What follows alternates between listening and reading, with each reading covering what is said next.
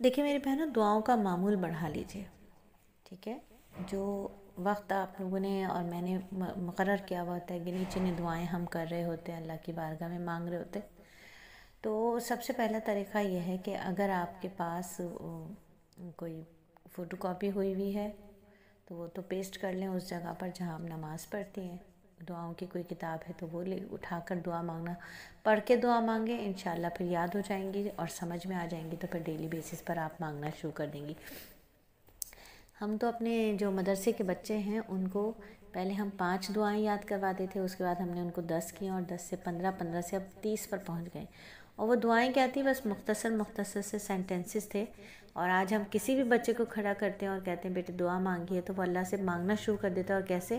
وہ کہتا ہے اللہ عزت دے، اللہ جنت دے، اللہ نیک رستوں پہ چلا دے، اللہ اپنے گھر بلا لے، اللہ ہدایت کا رستہ عطا فرما دے، اللہ اماں بابا کو صحت عطا فرما دے، اللہ علت قلت ذلت سے بچا لے، اللہ نیک راہوں پر چلا دے، اللہ ہماری قبر کو جنت کا باغ بنا دے، اللہ ہمارے مدرسے کو قبول فرما لے، اللہ ہمیں فتنہ دجال سے بچا لے۔ اس طرح کے 30 سینٹنسز ہیں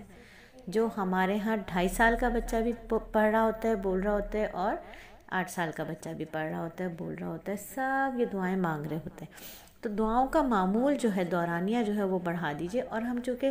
سمجھدار ہو گئے، اللہ نے ہمیں عقل عطا فرما دیجئے، عقل عطا فرما دی ہے اور ہمیں شعور آ گیا ہے۔ عقل تو بہت بچپن سے ہی دی تھی، ماں کے پیٹ سے ہی عقل دے کر اللہ نے پیدا کیا تھا، اس وقت بھی عقل کے ساتھ زمانے کو اس وقت کے لحاظ سے دیکھ رہے تھے۔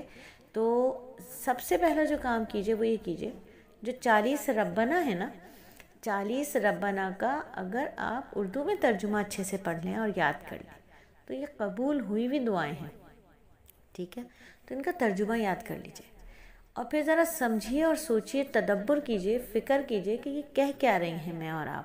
ٹھیک ہے؟ ہم جب سمجھ کے پڑھ کر دیکھیں تو معلوم چلے گا کہ ہم تو اپنے دل کو غفلتوں سے بچانے کی اللہ کی بارگاہ میں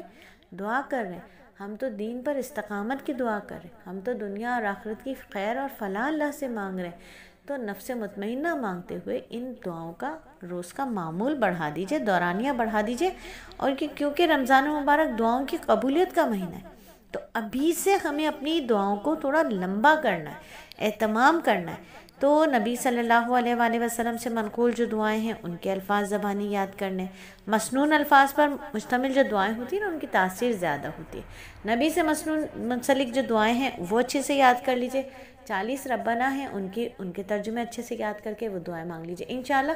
اگر آپ کہیں گی تو میرے پاس یہ ایک کتاب ہے، بہت ہی حسین کتاب ہے، تو اس میں قرآن پاک میں جتنی دعائیں آئی ہیں نا ان سب کا اردو ترجمہ ہے، جو کہ ہم الحمدللہ روز مانگتے ہیں۔ تو وہ ہفتہ واری پورے ہفتے کی دعاؤں کا انہوں نے لکھا ہوا ہے، پوری کتاب ہے، وہ ایک چھوٹی سی کتاب ہے لیکن بہت خوبصورت ہے۔ قرآن میں جتنی دعائیں مانگی گئی ہیں، جو طریقہ اللہ نے بتایا ہے، جو الفاظ اللہ تعالیٰ نے اپنے کلام میں بیان فرمائے، ان الفاظوں کے ساتھ دعا مانگیے، اور پوری ربنا کی دعائیں ہیں وہ۔ تو ڈیلی بیسس پر پیر، منگل، بدھ، جمعرات، اس طرح جو ہم دعائیں کرتے ہیں الحمدللہ اللہ کروا لیتے ہیں، اللہ کا احسان ہے۔ تو اگر آپ لوگ کہیں گے